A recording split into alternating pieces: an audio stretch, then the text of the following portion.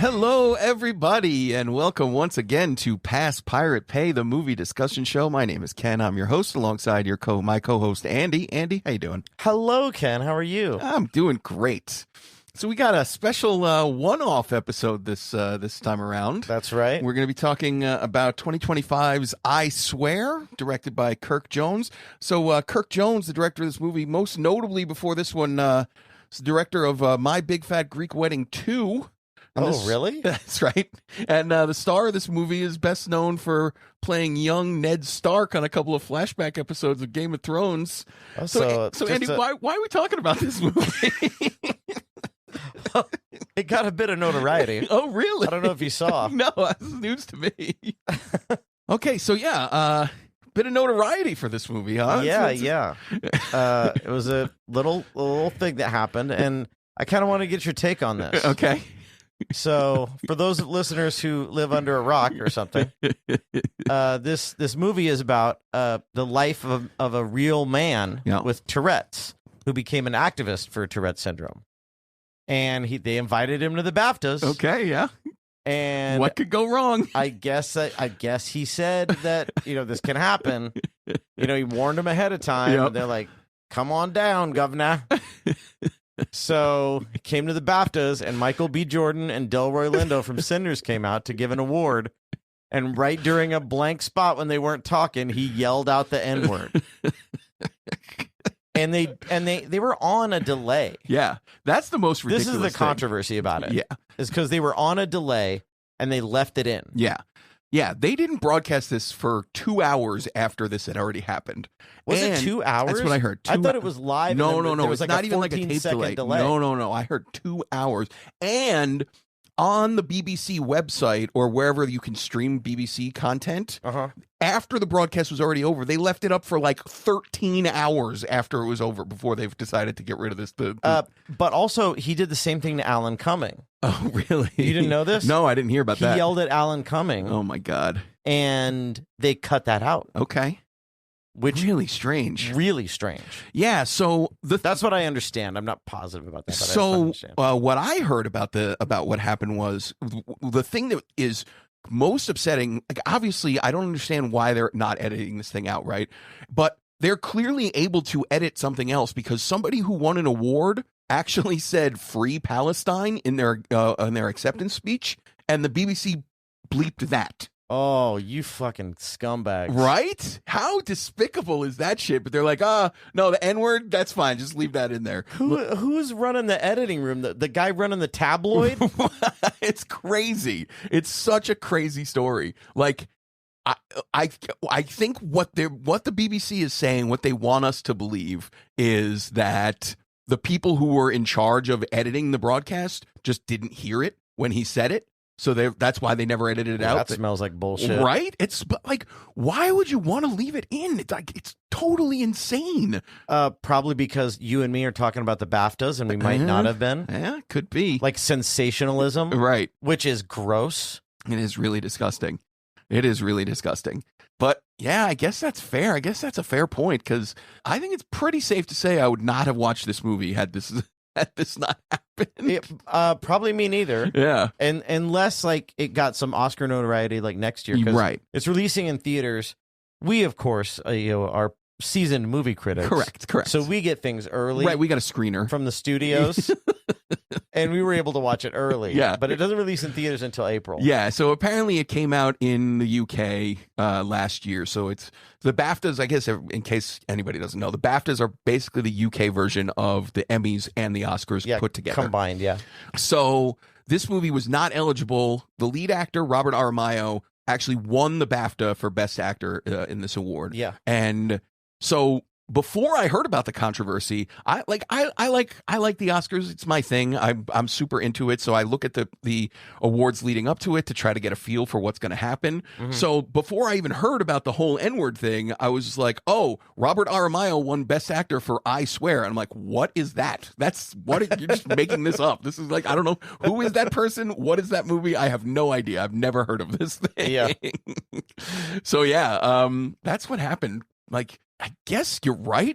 If this is a work from the BBC to try to get some kind of attention to the BAFTAs, Man, it smells more and more like it. Like what you're telling me, what I'm telling you. Yeah. Like, that's really shady, and I'm so disappointed that it worked. Like, that's the really sad part. Worked. Like, oh no, here we are talking about it. Here we are doing this thing, and to no fault of the movie. Like, honestly, like the whole point of the movie is that we can't be blaming John Davidson, the real life guy with Tourette's. You can't be blaming him for this sort of thing. It's obviously a thing he has no control over, and you can't be blaming the people who made the movie. Obviously, it doesn't have anything to do with them either. This is just like really... It's unfortunate. It's just a really terrible job by the BBC. It's really unfortunate that had to happen. Yeah. But yeah, I don't really know what to say. Yeah. I don't really... And I think that's kind of where everybody's at. Yeah. Like when you look at people commenting on it, they're like, yeah, the guy's got... Even black people are like, guy's got a disability, man. Right. Like,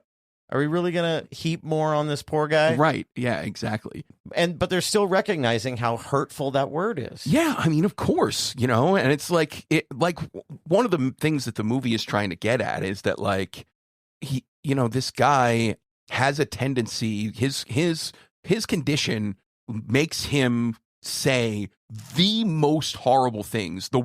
Like if you can imagine a situation and think of the worst possible thing that could come out of your mouth in that situation, that's what happens with this guy. I think that's probably happened to regular people in their brains. Right.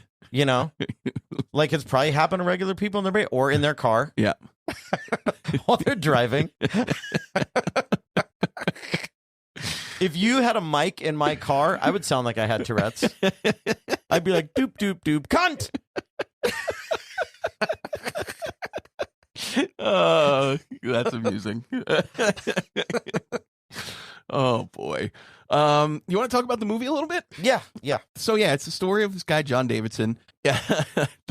The movie opens with him getting some kind of very prestigious award from the Queen of England herself. Yeah, it's like one of the movies that opens with the end. Right. Yeah. So we see, before we go back to when he was a kid, when he first develops the condition. But no, we start off with him, and there's like a very somber ceremony thing where the Queen is there. She's giving out these awards to certain dignitaries, right? And we see old Mr. John Davidson, and he really doesn't want to go in there. Yeah, he's arguing with the woman who we later learn is like the person who has been his like the most important person towards helping him accept who he is and other people accept who he is in life.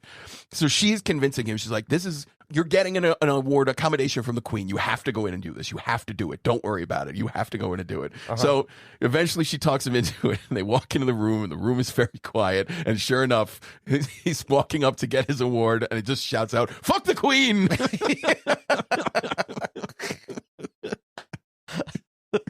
And we are off and running. Yeah, I think one of the things I liked about this movie is, like, Tourette's is an awful disease, but it's also kind of a funny one. Yeah, yeah. And they kind of leaned into that a little bit. Yeah, that's the thing. Like, I'm not sure, because at the end of the end credits of the movie, we see Davidson himself talking about it, but I'm not sure if it's from that or if it's from the actor playing him talking about it. But he's like, yes, sometimes the things that I say are funny. And even I laugh at them, right? Like, it's just like he's saying really horrifying things, but sometimes it's really funny. And I was really wondering going into the movie, especially after the opening, I'm like, how are they going to balance this thing where the tendency is just to make it hilarious, right? Like, the entire basis of comedy in our society is if somebody says something shocking and out of place, the instinct is to laugh. Like, it's like, whoa, what just happened there, Well, I think the whole nature of a joke is when you think something's going one way and it goes another, right, and it surprises you and you laugh. Right. So it's the same thing. Right. So it's like, this is a really serious condition that this guy has, and how are they going to treat it seriously when it's so funny so much of the time? And I think the movie for the most part does strike a really good balance with it. It does. It walks that line really well. Yeah, like it is. I think the best thing about this movie is how funny it can be, and how like you feel this huge amount of empathy for this guy. You do, throughout the entire movie. Like after midway through that movie, I was just thinking about the BAFTAs. Yeah. And this is just like another thing. Yep. Like in this guy's life that goes horribly wrong because of this awful condition, you know? Yep. And now he's thrust into this spotlight. Like, you could do a sequel now, you know? Yep. Yep. Oh, it's so terrible. But yeah, so the movie goes through a lot of scenes. Like, it starts off when he's a teenager. He up until like 15 years old, he was just a normal kid. He was, you know, like, he was a soccer goaltender, and they're talking about him like getting signed with some professional club because he's, you know, he's that good. But then all of a sudden he gets this condition, and it's just sort of wrecks everything for him because he, you know, he can't control his muscle movement. So obviously it's going to be hard for him to be a professional athlete. And he's also, you know, shouting obscenities all randomly at all these times, you know? And it shows how like the effect of his condition like trickles down into everything else. Like, he says some nasty things to the headmaster of his school. Yeah. Headmaster whips his hands. Yeah. He can't use his hands for soccer. Yeah. Like, just all this bullshit rolling downhill. Yep. Yeah. There's a line the second time he meets with the headmaster after, you know, the first time he meets him, it's because he spits food all over the guy's face. Yeah. Because he can't control it. I didn't know that was a condition. Yeah, I didn't either. But apparently that's because he's doing a lot of spitting in this movie too. That's the thing. That apparently that's another one of the things he can't control. Like, it sounds like this. Like, holy shit, would this suck to have? Yeah. Like, oh my God. I would just stay in my room. I'd never leave. Yeah. Yeah. But yeah, the second time he meets with the headmaster, the guy's like, is basically just accusing him of putting on an act, right? And he's like, "You're acting. I want you to admit to me that this is all a sham." And he's like, "No, it's not." It's like, "Well, if this isn't a sham, then you belong in an institution." And that's just basically like the future that this kid is staring down, you know, where it's like, how on earth? And like, I was wondering that myself, right? Like, you're thinking about this kid. It's like, how does this kid ever become a functional member of society? How do you ever go out into the world where, you know, you can actually find people who are able to be understanding enough to look past these things that you're doing, you know? Oh, yeah, I think the professional kitchens. Yeah, maybe. Because those people like don't have Tourette's but talk like they do. Right. So I think those are like pirates, man. I think he'd fit right in. I'm surprised he didn't find that. Yeah, that's funny. Yeah, so the way the movie deals with it is, I don't know how much of this is based in reality, and I kind of thought it was like, I don't know, like, he is just basically taken in by the most wonderful human beings anyone could ever imagine in this world. Yeah. You know, like, there's a kid he went to high school with, and the kid's mom was a mental health nurse, and she thinks she's dying of liver cancer. So she's like, "I'm going to be dead in 6 months. I'm going to invite this kid to come live in our house so that he can be taken care of, at least for a small period of time in his life." And then it turns out the mom's not actually dying, but now this is where he lives, right? And it's just like this family, two parents and a young son, or a young adult son, and it's like, they're just like, "Hey, we don't care that you're punching our mirror and breaking it and doing, doing all these things. Doesn't matter. You just be you. We want you to be the happiest person in the world, you know?" And so it's a little, it's hard to do this movie without leaning into a lot of sentimentality. And this movie does kind of get a little sappy at a lot of times. I was okay with it. Yeah. I was mostly okay with it. It got a little much for me at the end, like where he goes to his mentor's, the guy who hired him at the community center. He goes to the guy's grave, and then he goes and he visits with his mom, and then he gets the wristband that's supposed to help cure him, and he goes into the library, and he's just walking around the library. Why didn't he wear that to the BAFTAs? Yeah, that's what I was wondering. I was like, because so a huge plot point at the end of the movie is the people, because throughout the movie we're told that there's no cure for Tourette's. But towards the end of the movie, we find out that there are these researchers at this university who are doing things. They put a wristband on him, and it sends electrical pulses towards him or whatever, and it's supposed to help curtail his outbursts. And we see him, his whole thing was he could never go into a library because he just can't trust himself to do it. So then he puts this on, and he's walking around, and he walks up to this library, and he's able to walk through the library, and it's just like, oh wow, it's this miracle cure. But then it's like, well, I think you kind of shot yourself in the foot with this one, because I think we've kind of called out the fact that this is probably not so much real life, because I'm pretty sure sure that he would have been able to wear this thing. They said he can't keep it with him at all times. It's still experimental. It would have helped. I'm pretty sure they could have given it to him to go to the BAFTA. A little special allowance for the BAFTAs. So yeah, the lead actor is his name is Robert Armaio, and like I said, only time I'd ever seen the guy before is when he was on Game of Thrones. I have no episodes. recollection of him on Game of Thrones. Yeah, he whenever there's a flashback to young Ned Stark, that's him. Okay. I think he does a really good job. I think he does a really good job. Fantastic. Yeah, it's a really good performance. I wonder because once it gets into the part where he decides to be an activist and invites other people with Tourette syndrome. Yeah, I think those might have been real Tourette's I'm guessing kids. that almost all of those kids were actually Tourette's, the people who suffer from Tourette's. Yeah, I think that was actually real. And that was some cool stuff too, right? Where it's just like you get all these people with Tourette's in a room, and for the first little while that they're there, it's like, hey, it's okay, just do what you do. Get it out. Just tick out, do what you're doing, and it's gonna be fine. We all understand what you're doing here, and this is gonna be fine. And yeah, I think it was really cool, and the movie did a good job, I think, of making me have empathy for people with Tourette syndrome, which is not really anything I had ever thought about before. Yeah, I knew it's obviously every 10-year-old boy hears about Tourette syndrome and is like, oh, what if I had that? That would be hilarious, But you never really think about it. I know I had never really thought about it. No, I actually think this is how we get The Exorcist. I think demon possession is not real, and Tourette syndrome is. Because think about the spitting and the cursing. The language was one of the most shocking things in The Exorcist. Yeah. That's what people talked about. Oh, yeah. They talked a little bit about the head spinning and the vomit, but the language was real. That little girl was saying the most awful things. And that's probably what little girls with Tourette syndrome do. That's funny. I never thought of that. That's a really good point. Oh my God. How many priests have been called in to just deal with this neurological condition? Yeah. Oh my God. Because when he had it in the movie, there was no diagnosis before that. Right. None. Yep. And I didn't know it came that late. Me either. Because it was the 80s, right? Yeah. When he first got diagnosed. Yeah. I thought people had known about that for years. So did I.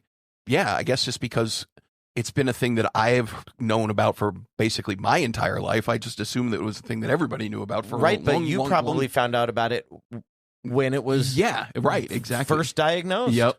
Yeah. Well, I think so. I think the first time I ever heard of it is in What About Bob? You remember? Yeah, I don't remember. What happened? In What About Bob, Bill Murray plays a hypochondriac. Yeah. And so at one point, he and the little kid are hanging out together, and Bill Murray starts talking about how he likes to pretend that he has these horrible diseases so it won't seem so scary if he actually got them. So at some point he and the kid are pretending that they have Tourette syndrome and just cursing, and they're cursing up a storm. So yeah, that's what you think about when you think about Tourette's. You don't think about how just absolutely horrible it must be to actually deal with. Yeah. So especially when you didn't know what it was. Yeah. And the way his family treated him, man, that was so sad. Yeah, it was really, really bad. Really bad. And now he would just sit in front of the fireplace and spit his food at it. And, he couldn't eat at the dining room table with the rest of the family because of the spitting. So they sit him in front of the fireplace, so he just spits into the fireplace. And then he's older, and that's just where he goes to eat. That's his whole thing. Oh, it's so sad. Yeah, it's pretty sad. But yeah, so I really do appreciate the amount of empathy this movie forces you to feel, forcing you to actually deal with the reality of what this condition is a really eye-opening experience for me. So, hopefully now if I ever meet somebody who has it, then I can, have some understanding. Yeah. So yeah. All right, Ken. So what would you give I Swear? Would a pass, pirate, or pay? I was on the fence. I think I'm going to give it a pay. Yeah? Yeah. Yeah, I liked it. I'm definitely giving it a pay. Nice. I really liked it. Yeah. Cool. All right. That's all right. I Swear. Well, do you want to say anything to sign off, or did you have anything you want to just get it out? Free Palestine. There we go. Thanks for tuning in to Pass Pirate Pay. This episode was produced by the one and only Andy Morris. If you haven't already, hit that subscribe button on your favorite podcast app. We'd hate for you to miss out on all the fun.